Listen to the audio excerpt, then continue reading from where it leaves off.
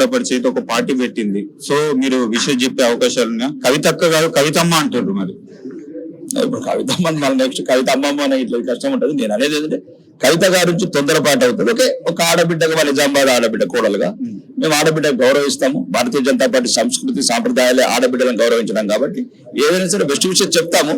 కానీ అది ఒక కుటుంబ గొడవకు తెలంగాణకి ఏం సంబంధం? తెలంగాణ ప్రజలకు అభివృద్ధి ఫలాలు కావాలి, పేదలకు సౌకర్యాలు కావాలి, మౌలిక వసతులు కావాలి, నిరుద్యోగ బిడ్డలకు ఉద్యోగాలు కావాలి. కుంటుబడ్డ రాష్ట్రాన్ని మళ్ళీ గాడిలో పెట్టాలి. డబుల్ ఇంజన్ ప్రభుత్వాన్ని తెచ్చి ఈ రాష్ట్రాన్ని ఉరకలెత్తించాలి. గతంలో 8 లక్షల కోట్లు, ఇప్పుడు 4 లక్షల కోట్లు, 12 లక్షల కోట్లు అప్పుడి భవిష్యత్ తరాల మీద గుదిబండలాగా మోసిన 2 ప్రభుత్వాలని గద్దెదించాల్సిన అవసరం తెలంగాణ భవిష్యత్ దృష్టి అవసరం ఉన్నది. కాబట్టి ఎట్టి పరిస్థితుల్లో కూడా రాబోయే రోజులలో ఏ పార్టీతో పొత్తు పెట్టుకోకుండా భారతీయ జనతా పార్టీ కార్యకర్తలు అడ్డుగు ఇట్లా రోమంలో రామనామం అనుకుంటా కనకన మండుతున్నాయి కణాలు. కాబట్టి కార్యకర్తల కృషితోని ఈ నాయకత్వం మొత్తం సమన్వయంతో రాబోన్న రోజులలో తెలంగాణ ప్రజల హృదయాలను కొల్లగొడతాం, ప్రజాక్షేత్రంలో దిగుతాం. ఎక్కడెక్కడ తులం బంగారం అన్నవా, 4000 పెన్షన్ అన్నవా, మహాలక్ష్మి 2500 అన్నవా, నిరుద్యోగ భృతి అన్నవా, ఏమేమైతే అబద్ధాలు ఆడాడు ముఖ్యమంత్రి స్కూటీలతో సహా, ప్రియాంకతో బీసీ సప్లాన్తో సహా ప్రతిదీ తెలంగాణ ప్రజల ప్రజాక్షేత్రంలో ఎండగట్టి కాంగ్రెస్ ప్రభుత్వాన్ని గద్దెదించేవారు నిద్రపోవు. హైదరాబాద్ పేరిట అన్ని అంటే సామాన్యుల ఇల్లు కూలగొట్టిన పరిస్థితి చూస్తున్నాం. గాంధీ కారిడార్ కు 1000 కోట్లు కేటాయిస్తున్నట్టు జీవితకాలం పనిచేసిన ఉద్యోగులకు డిఏలు పెంచట్లేదు, టీఏలు రావట్లేదు. దాదాపుగా 7-8 సంవత్సరాల నుండి వాళ్ళ రిటైర్మెంట్ బెనిఫిట్స్ రావట్లేదు. ఒక్కొక్క ఎంప్లాయీకి 40 నుంచి 50 లక్షలు. సో దానిపైన ఎట్లా స్పందిస్తారు? డబ్బులు అటెందుకు పెడుతున్నారు, ఇటెందుకు వీళ్ళు పనిచేసిన డబ్బులు ఎందుకు ఇవ్వడం లేదు? కమిషన్లు రావు కాబట్టి రిటైర్డ్ ఉద్యోగుల పట్ల స్పందించింది మా భారతీయ జనతా పార్టీ.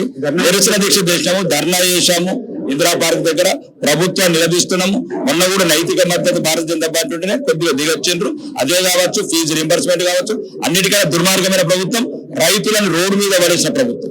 ఈ రోజు రాష్ట్ర వ్యాప్తంగా మొత్తం రైతులు రోడ్ల మీద పడి ఉన్నారు. అన్నమో రామచంద్ర అంటున్నారు. ఎటువంటి గన్ని బ్యాగులు లేవు, తార్పాన్లు లేవు. ఇప్పుడు వర్షాకాలం అకాల వర్షాలు, ఈ ఉసురు ఊరకనే పోదు రేవంత్ రెడ్డి సర్కార్కి. ఈ రైతుల పట్ల గానీ మిగతా అన్నింటి పట్ల గానీ ఒక రకమైన చైతన్యవంతం తెచ్చి రాబోయే రోజులలో ఈ ప్రభుత్వం మెడలు పంచుతాం. జీవన్ రెడ్డి గారు ఇటీవలే బీఆర్ఎస్ లో జాయిన్ అయ్యారు. సో దానిపైన ఎలా స్పందిస్తారు? జనరల్ సెక్రటరీ ఇచ్చారు, గతంలో జనరల్ సెక్రటరీ ఇచ్చిన వాళ్ళు ఎటు వెళ్లారో తెలుసు. ఏమో ఇప్పుడు భారతీయ జనతా పార్టీ వ్యక్తుల మీద ఆధారపడ్డది కాదు, ఇది ఒక వ్యవస్థ మీద, ఈ దేశం గురించి, ఈ ధర్మం గురించి, ఈ సంస్కృతి సాంప్రదాయాలు, దేశ ఐక్యత, దేశ అభివృద్ధి మీద ఏర్పడ్డ పార్టీ. ఫామ్ హౌస్ పార్టీలు, ఫ్యామిలీ పార్టీలను మేము అసలు లెక్కలోకి తీసుకోము. అవి మా కనుచూపు మేరలుండే. ఈ రోజు వాళ్ళ రోజు కాసుకొని రేపొచ్చే రోజు తెలంగాణలో 20 ఏళ్ల వరకు ఇంకా భారతీయ జనతా పార్టీ కదిపే పార్టీ అనేది ఉంటుంది. ఫైనల్ గా ఎప్పుడైనా మోడీ గారి సభ ఎలా ఉండబోతుంది? మోడీ గారి సభ తెలంగాణ ప్రజలంతా ఎదురు చూస్తున్నారు. అంటే 3వసారి గెలిచిన తర్వాత మొదటిసారి రావడం, రెండోది ఈ రోజు ప్రపంచ నాయకుడిగా ఎదిగింది కావచ్చు, 5 రాష్ట్రాల ప్రధానం కావచ్చు, దేశం ఏదైతే అభివృద్ధి పథంలో దూసుకుపోతుందో, 4వ స్థానం అతిపెద్ద స్థానంలో ఉందో, ఇట్లాంటి ఒక గల్ఫ్ వార్ వచ్చినప్పుడు కూడా ఎక్కడ కూడా ఎటువంటి సమస్య లేకుండా హాయిగా ప్రశాంతంగా గల్ఫ్లు ఉన్నోడు కూడా, సౌదీలు ఉన్నోడు కూడా సాయంత్రం నమాజ్ జరుగుతానికి భయపడుతున్నారు. ఇక్కడ క్రికెట్ మ్యాచ్లు చూసుకుంటున్నారు వాళ్ళే ముస్లిం సోదరులు. కాబట్టి దేశంలో ప్రపంచంలో సురక్షితంగా ఉంచుదామంటే నరేంద్ర మోడీ నాయకుడు. కాబట్టి తెలంగాణ ప్రజలంతా కారణ జన్ముని దూరతందుకు ఉవ్వులూరుతున్నారు. గ్రామాన గడపన కదము దొక్కుకుంటే పరేడ్ గ్రౌండ్స్ కి వస్తున్నారు నరేంద్ర మోడీ.